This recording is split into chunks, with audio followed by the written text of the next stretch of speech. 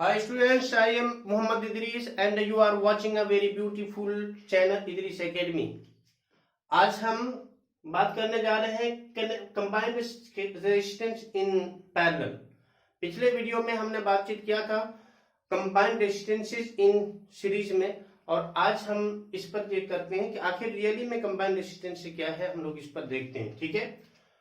Combined resistances in parallel में क्या होता है कि ये सपोज करिए कि ये मैंने एक क्या बना दिया, सर्किट बना दिया। ये पॉजिटिव, ये नेगेटिव टर्मिनल, ये पॉजिटिव और ये नेगेटिव टर्मिनल है। पॉजिटिव नेगेटिव पॉजिटिव नेगेटिव, ठीक है। ये करंट इधर से फ्लो करेगा और ये करंट आई यहां से है। हम इस तरह से कनेक्ट कर सकते हैं टू और मोर रेजिस्टेंसेस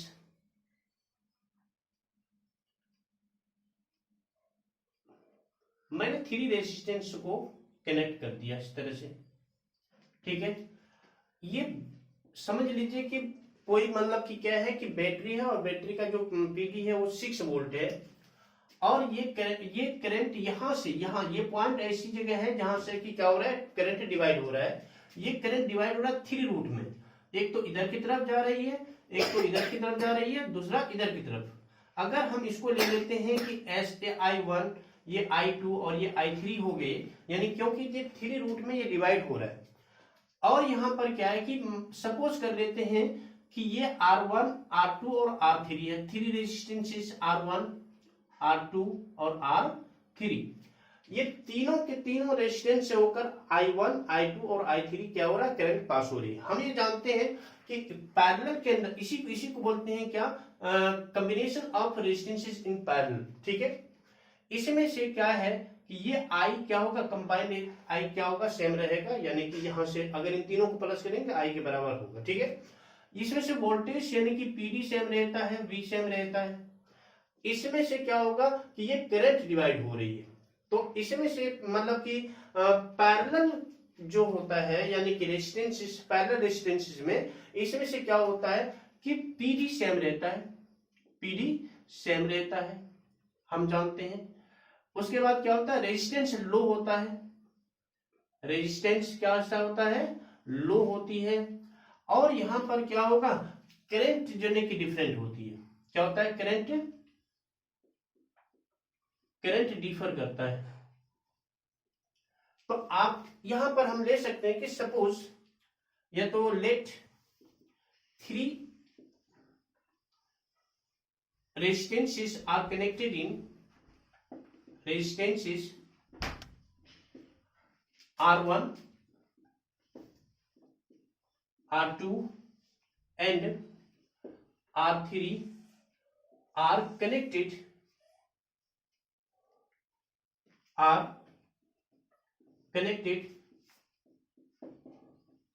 in parallel,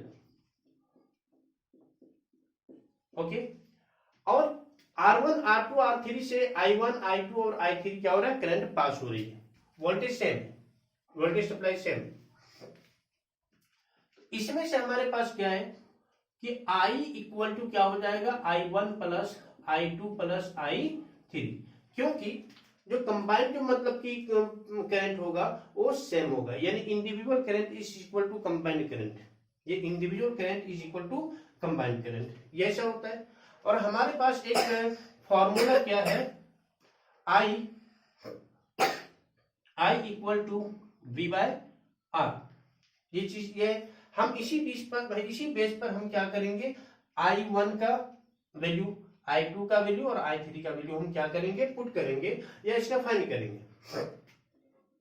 I1 का वैल्यू कितना हो जाएगा, V बाय R1। I2 का वैल्यू कितना हो जाएगा, V बाय R2। और I3 का वैल्यू कितना हो जाएगा, V बाय R3, ठीक है। इतना सा हमारे पास है। ठीक यही चीजें, यही वैल्यू हम क्या करेंगे, इस वाले इक्वेशन यानी कि समझ लो इक्वेशन फर्स्ट है, इक्वेशन फर्स्ट में पुट करेंगे। आफ्टर पुटिंग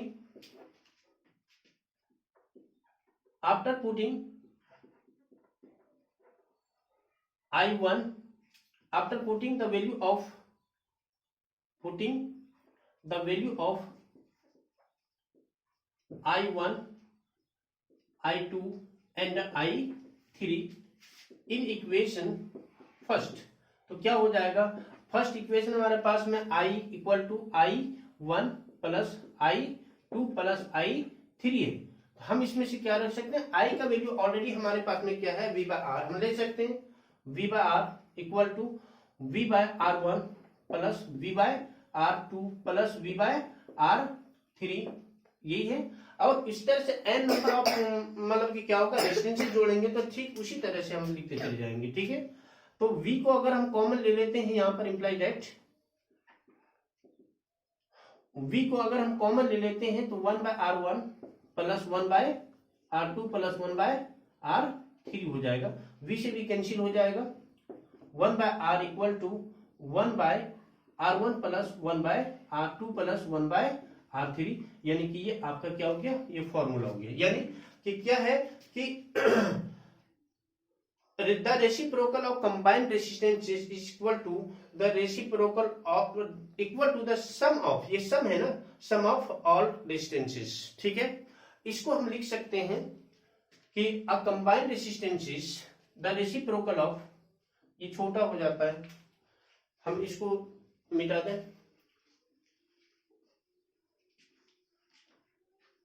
इस तरह से हम यहां पर लिख सकते हैं ना, क्या लिख सकते हैं, the reciprocal of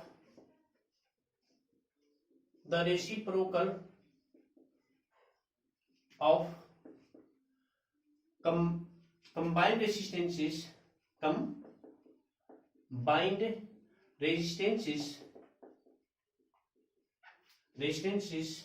is equal to the sum of the reciprocal of क्या है, the sum of the reciprocal of all individual resistances। ये तो हमने देखा। अब हम बात कर लेते हैं कि सपोज करते हैं कि इसमें से कि R1, यहां पर मैंने सपोज कर लेता हूं कि R1 कितना है, R1 है आपके पास में कि 2 ओम, जैसे पिछले वीडियो में भी लिया था। R2 का वैल्यू अगर मैं कितना ले लेता हूं, 4 ओम, और R3 का वैल्यू कितना ले लेता हूं, 6 ओम। तो ऐसी स्थिति में हमारे पास में जो ये जो रेजिस्टेंसेस कंबाइंड था वो इस तरह से कंबाइंड था, हमारे पास में इस तरह से ये रेजिस्टेंसेस कंबाइंड था इसमें से। और ये समझ लीजिए कि ये पीडी है, पॉजिटिव नेगेटिव पॉजिटिव नेगेटिव। ठीक है, ये समझो कि 6 वोल्ट है का बैटरी है। R1 का है, R1 इक्वल टू है 2 ओम, R2 है आपके पास में R2 है 4 ओम, और R3 कितना है, R3 है समझो 6 है, मान लेते हैं सर, ऐसे हम मान सकते हैं। ठीक है, इतना हो गया।